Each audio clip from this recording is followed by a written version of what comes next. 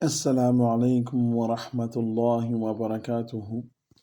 Le sujet que je voulais aborder avec vous aujourd'hui, bien sûr, le thème principal, en fait, c'est l'éducation des enfants, d'aider nos enfants, de faire rentrer de la lumière dans nos foyers, qu'elle soit pour les personnes une source de bonheur intérieur, si on veut. Parce que dans les enfants, en fait, on est fiers. Il y a notre fierté, c'est notre sang.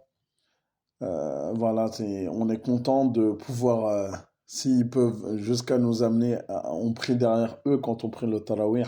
Et oui, subhanallah, des personnes toutes jeunes avec qui j'étais au cours d'arabe. Bah, leur père est derrière eux quand on prie la prière de tarawih. Et la fierté qu'ils doivent avoir, voilà, ils sont contents d'avoir donné, si on peut le dire, les chances à leur enfant d'apprendre.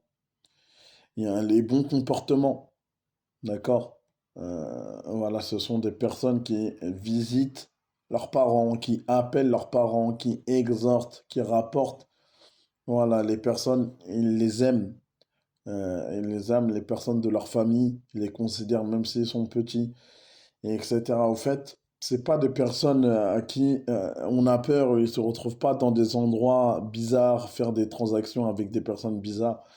Voilà, si on a forgé la personnalité de notre enfant, c'est important, on l'a bien éduqué, là, il va donner de bons fruits, même plus tard.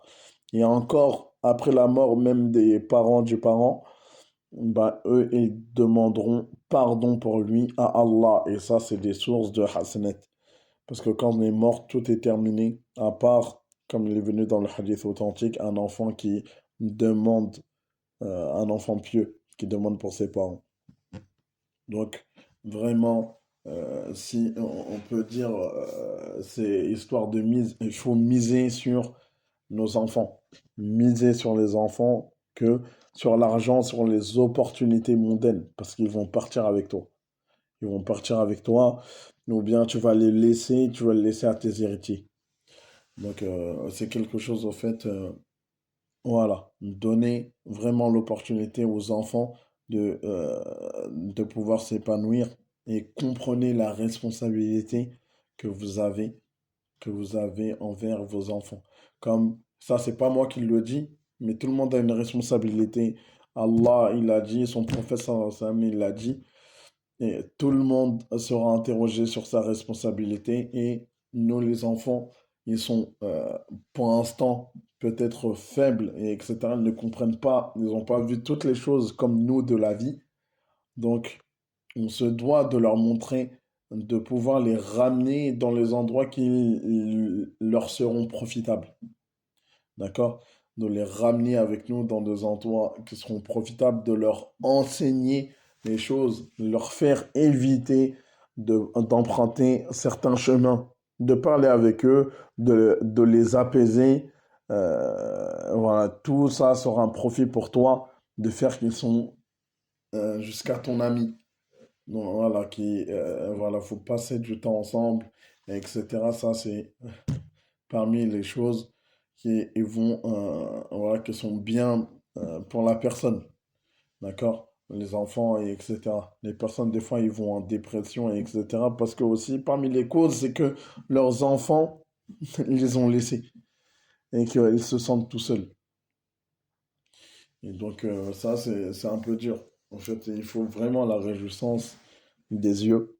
C'est un point important.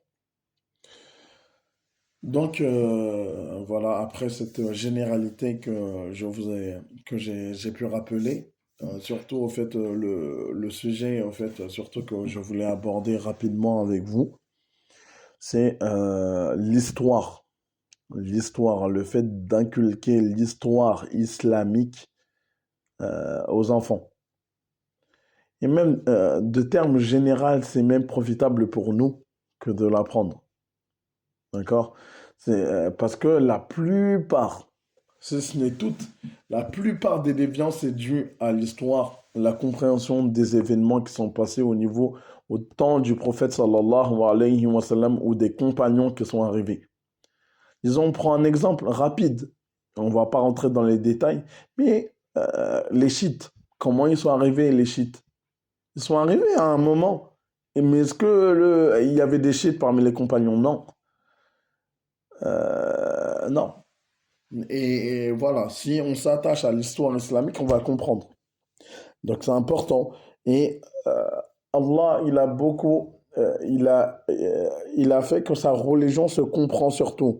Quand tu, dans beaucoup de textes, le Coran, et etc., ça va bien se comprendre, bien s'analyser. On pourra bien prendre les leçons par rapport à quoi? Par rapport à des événements clés dans l'histoire. Disons un exemple, le Coran, il n'est pas descendu d'un coup. D'accord? Il est descendu petit à petit et suivant les événements de la vie du prophète sallallahu alayhi wa sallam, à certaines périodes, certains moments. Et là, ça permet de bien méditer. Et il lui est révélé alors qu'il y avait ça. Alors qu'il y avait ça, Allah il lui a révélé cela.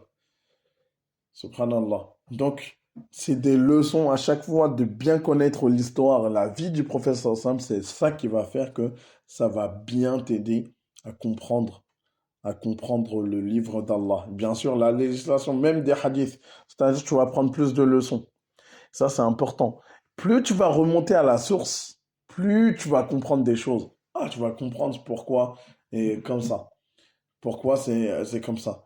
Et ça, c'est quelque chose, en fait, de très grand. Faut pas croire. Parce que, voilà, à l'extérieur, l'enfant, ou bien nous, on est toujours mis à l'épreuve par des personnes qui vont des fois peut-être dénaturer certaines choses et nous faire douter de certaines choses.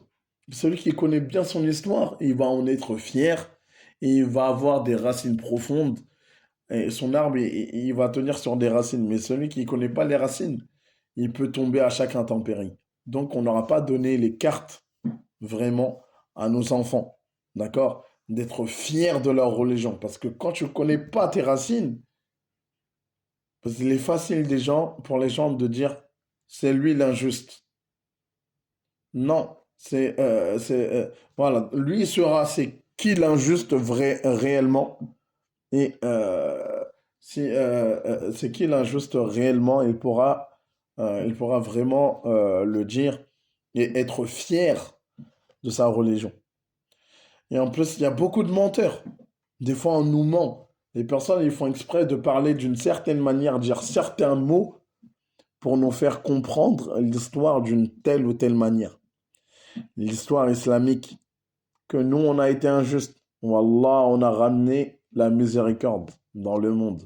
Mais il faut vraiment s'attacher à l'histoire.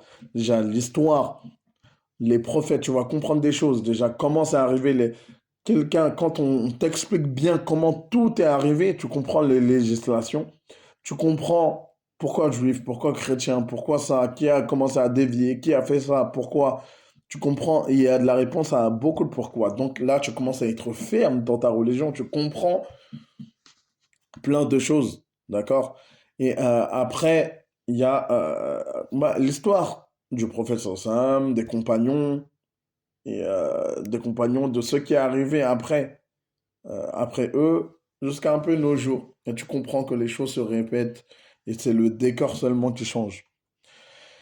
Et en tout cas, c'est important pour la réflexion, ça rentre un peu, ça va jusqu'à la méditation, etc. Voilà, parce que on est beaucoup, et surtout les enfants, ils sont beaucoup attaqués. Ils ne connaissent pas, ils n'étudient pas ça à l'école, et c'est normal. Donc, ils ne sauront pas répondre à toutes les attaques, alors que notre histoire, elle est beaucoup, beaucoup plus riche que, voilà, c'est un bien qu'on a rapporté. Et pour finir, sachez que ça, c'est des choses qui sont dans les valeurs de l'Institut SOS Islam. Parce que je suis le directeur de l'Institut SOS Islam, je suis diplômé de Médine, de l'Université islamique de Médine. J'ai étudié 7 ans à peu près. Donc, voilà, et maintenant, ça fait plusieurs années que je donne pour les enfants des cours, etc. Et voici une matière parmi les matières, c'est-à-dire l'histoire. Je leur apprends l'histoire vraiment de l'islam chronologique, le plus profond possible, et on descend.